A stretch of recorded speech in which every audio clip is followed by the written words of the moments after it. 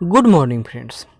आज हम लोग का क्वेश्चन कौन है, तो यह भी इकोनॉमिक्स से ही संबंधित है और हम लोग बीपीएससी के जो 65th का मेन होने वाला है उसकी तैयारी कर रहे थे। उसमें से टॉपिक कौन है, तो इकोनॉमिक्स का है।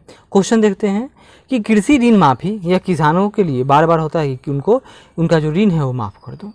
लेकिन ये दूसरी बात है कि माफ़ तो होता नहीं, माफ़ क्या होता है, जो बैंक में पैसा जमा रहता है वो माफ़ हो जाता है, यानी बैंकों को पैसा सरकार दे देती है। लेकिन किसानों को क्या लाभ होगा, बदले में जो ईमानदार किसान है या जो ईमानदार फर्म है जिन्होंने पैसा जमा कर दिया वो तो ठगे से महसूस कर लिए।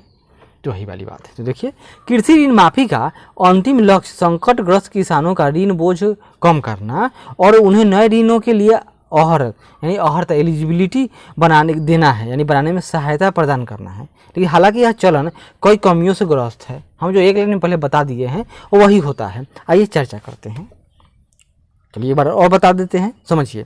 और कोई व्यक्ति लोन लिया, क्लियर है, दो व्यक्ति थे, कोई एक ए था और एक बी था, दोनों 1-1 लाख रुपया कर्ज ले लिए, क्लियर।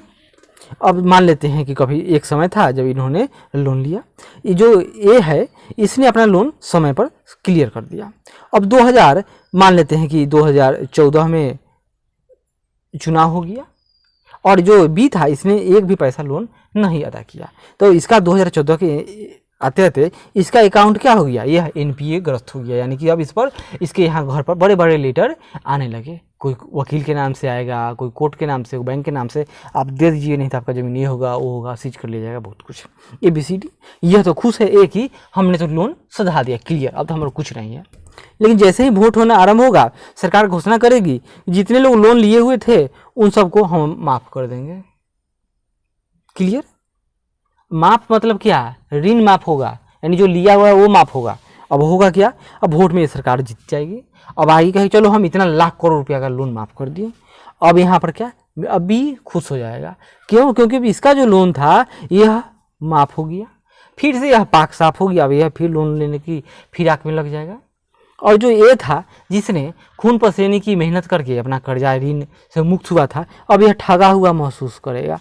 क्यों, क्योंकि अब यह एक तो लोन सधा दिया और जब लोन इसमें माफ़ी की जो स्कीम आई है इसमें इसको कुछ नहीं मिला, यह घाटा महसूस किया। अब अगले बार क्या होगा, अगले बार तो यह भी बी भी एलिजिबल है और ए तो बी तो देने वाला देने से रहा, यह फिर बैंक के पास चक्कर काटेगा कि भाई अब हमें फिर लोन दे दो, फिर यह इस बार भी फिर लोन लेगा और इस बार फिर ए भी लोन लेगा। लेकिन क्या, ए इस बार लोन सधाएगा, अब इस बार ए भी इस इंतजार में रहेगा कि लोन माफ़ी हो जाता तो मेरा भी माफ़ हो जाता। इसी तरह कैस्केडिंग इफेक्ट पड़ता है और जिस कारण भारत में आज तक कृषि में जो ऋण अदायगी सो कृषि का कल्याण नहीं हुआ। चलिए लिखना हो तो कैसे लिखेंगे। हाल ही के कुछ वर्षों में से भारत में किसानों की खुदकुशी, आत्महत्या एवं कर्ज माफी की समस्या एक राष्ट्रीय चुनौती बनकर उभरा है। दुख की बात है कि लोग कहते हैं खुदकुशी, बिहार में और यूपी में तो आज तक जो सेल फार्मर सुसाइड का कोई केस ही नहीं आया। यह इसको ऐसे समझ सकते हैं, जहाँ पर वन अभयारण्य या सेंचुरी स्थापित होते हैं वहाँ पर उसके आसपास के इलाके में जिसमें शेर है, बाघ है, अगर किसी व्यक्ति की मौत हो जाती है अगर शेर बाघ के काट लेने से, क्या होता है कि सरकारें मुआवजा देती है। तो होता क्या है बहुत सारी जगहों पर कि अगर किसी का कोई जानवर मर गया तो हर उसको रात में जंगल में रख देगा, क्लियर। और उसके बाद में जब रात में शेर काटा या कुत्ता खा गया, कोई नहीं जानता है, फिर कल वो रोता हुआ चिकरता हुआ आएगा कि हमारे गाय को कौन तो बाघ खा गया, बात खत्म है, बाघ खा गई, अब उसको मुआवजा चाहिए। अब ये समझने के लिए बात करें, मेरा विचार है, इससे आप लोग एग्री हो सकते हो या नहीं हो सकते हो। इसी तरह से बहुत सारी बातें हैं। लेकिन बिहार में एग्रीकल्चर में फार्म में सबसे बिहार गरीब है, लेकिन फार्मर सुसाइड नहीं करते हैं। अब दूसरी जगह क्यों कर लेते हैं, ये तो सोचने वाली बात है। और बिहार में कर्ज माफ़ी भी तो ना होती है। पहले उत्तर प्रदेश, महाराष्ट्र, पंजाब और अब राजस्थान, मध्य प्रदेश, छत्तीसगढ़ सहित विभिन्न राज्यों ने कृषि ऋण माफ़ी की घोषणाएं की हैं और कर्ज माफ़ी की ऐसी ही मांगें अन्य राज्यों में भी उठती रही हैं। ऐसी ऋण माफ़ी तत्काल किसानों की चिंताओं एवं आत्महत्याओं को कम करने अथवा उन्हें अल्पकालिक राहत प्रदान करने के लिए नए ऋणों को प्रोत्साहित करने का साधन भी बन जाती है। अब आगे देखिए, भारत में ऐसी ऋण माफिया जो लागू होती है इसमें कुछ कमियां क्या है, तो देखिए, लोक लुभावन उपाय है या यानी कोई बच्चा टॉफी के लिए रो रहा है तो ले मत रो मत रो, ले लो टॉफी, खा लो टॉफी। यह नहीं कि भाई तुम मेहनत करो, तुम टास्क बनाओ, अच्छा टास्क बनाओगे, अच्छा नंबर लाओगे एग्जाम में, हम तुमको टॉफी देंगे, वो नहीं। तुम रोना शुरू, नहीं मत रो, टॉफी दे दी, चलो टॉफी ले लो। तो क्या टॉफी लेने से वो बच्चा पढ़ पाएगा कभी? वो बच्चा तो रोहित ही होगा। लोक लुभावन उपाय, इसका प्रयोग करदाताओं के धन की लागत पर चुनावों को जीतने के लिए चुनावी वायदों के रूप में किया जाता है, लॉलीपॉप बांट दिया जाता है। दूसरा, नैतिक खतरा, ऋण माफिया अप्रत्यक्ष रूप से ईमानदार तथा कानून का अनुपालन करने वाले उन किसानों को दंडित करती है जो समय पर पुनर्भुगतान यानी ऋण का अदायगी कर देते हैं, और इस प्रकार ये पुनर्भुगतान संस्कृति को ही समाप्त कर डालती है, जिसके फलस्वरूप बैंकिंग प्रणाली पर अत्यधिक दबाव पड़ता है। कमजोर अर्थशास्त्र, अर्थशास्त्र में तो यहाँ के नेता लोग पक्के हैं। ये सरकारी उधारियों को की बढ़ोतरी के रूप में राजकोषीय घाटे में वृद्धि करती है। ये उधारियां निजी क्षेत्र के निवेश को बाहर कर देती हैं तथा इनके परिणाम स्वरूप ब्याज दरों में वृद्धि हो जाएगी। इस प्रकार इन ऋण माफियों के कारण आर्थिक समृद्धि का मार्ग बाधित होता है। समावेशन तथा अपवर्जन त्रुटियां, यानी सीएजी की रिपोर्ट के अनुसार ऐसी त्रुटियों को इंगित किया गया है कि जो दर्शाती है कि 2008 की केंद्रीय ऋण माफी और 2017-18 में क्रमशः उत्तर प्रदेश, महाराष्ट्र तथा कर्नाटक सरकार की ऋण माफी नीति में छोटे और सीमांत किसानों की विशेष रूप से सहायता नहीं की गई थी। होता क्या है, किसानों को सहायता करने का लक्ष्य थोड़ी रहता है, लक्ष्य रहता है कि जो बैंक का जो एनपीए से बढ़ गया है उसको कर्व कर दिया जाए, कम कर दिया जाए, बस इतना ही मकसद रहता है।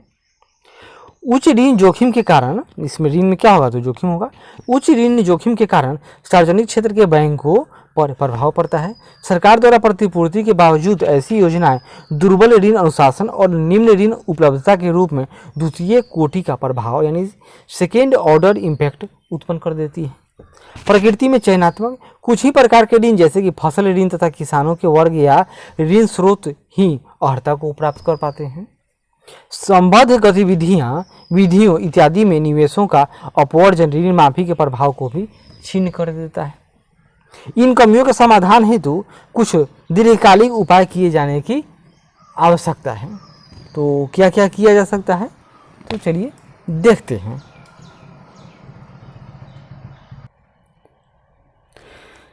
कृषि माफी योजना में बहुत सारी कमियां हैं, कोई एक हो तो बताया जाए। आप अपने मन से भी कितने भी लिख सकते हो, लेकिन अगर कुछ सुझाव देना हो तो क्या दिया जाएगा, तो देखिए कि ऋण के अनौपचारिक स्रोतों की समाप्ति हेतु ग्रामीण ऋण सहकारी समितियों को सुदृढ़ बनाना, यानी कि गांव के जो साहूकार लोग हैं वो लोन न दे, सॉरी जो भी लोन दे वो सरकार ही देगी, ये कोई ठोस सुझाव नहीं है। दूसरा, प्रधानमंत्री फसल बीमा योजना जैसी आकर्षक योजनाओं के माध्यम से फसल बीमा के सब्सिडीकरण और कवरेज का बढ़त बढ़ाया जाए, यानी ऐसा कोशिश किया जाए कि पैसा डायरेक्ट डीबीटी के माध्यम से, यानी कि डायरेक्ट टू बेनिफिट, यानी जो बेनिफिशियरी है उसके ही पास डायरेक्ट पैसा पहुंच जाए। बैंक इससे अच्छा ना होगा कि हम उसके कर्जा को माफ़ कर देंगे, वो भी बैंक को माफ़ कर देंगे। बैंक को माफ़ होता है कर्जा, किसान को थोड़े माफ़ होता है। हम जो ए और बी का जो उपाय बताए थे उसमें अगर अच्छा क्या होता है कि दोनों को पैसा मिल जाता है। कैसे होता, ए जो बी जो पैसा नहीं सधाया था उसका कर्जा माफ़ हो जाता, ए जो सधा दिया है उसको उतना पैसा मिल जाता, कैश रूप में मिल जाता, तब वह ऋण माफी योजना का सही मकसद होता। आगे देखिए,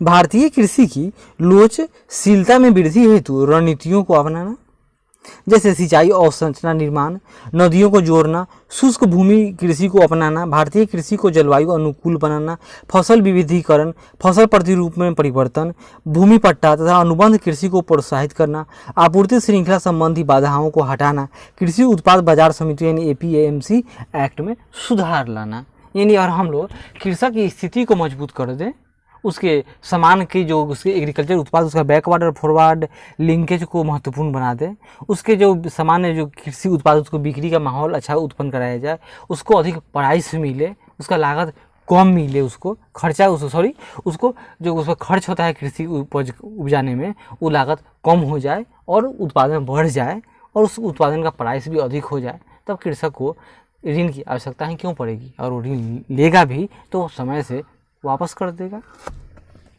कृषि ऋण माफिया अल्पकालिक समाधान है तथा इन्होंने संकटग्रस्त और सुभेद किसानों का ऋण बोझ कम करने में